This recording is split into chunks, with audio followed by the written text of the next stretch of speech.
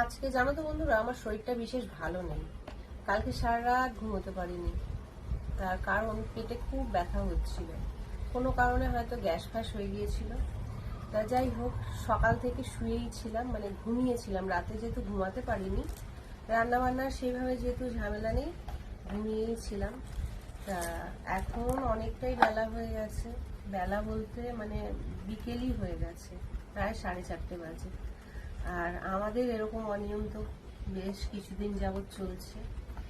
তা যাই হোক, কৃষ্ণা খাবার পাঠিয়েছে কৃষ্ণার টাইম মতন, কিন্তু রূপকের এদিকে কিছু কাজ ছিল, সেগুলো সেরে আস্তে আস্তে এত বেলা।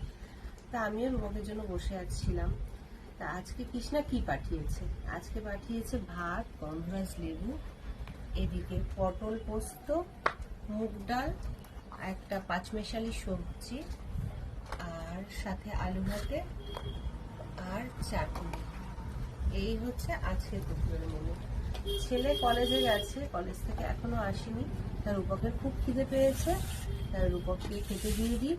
আমি মানে ছেলে প্রায় চলেই এসছে, ছেলে আসলে আমি তারপর বসবো।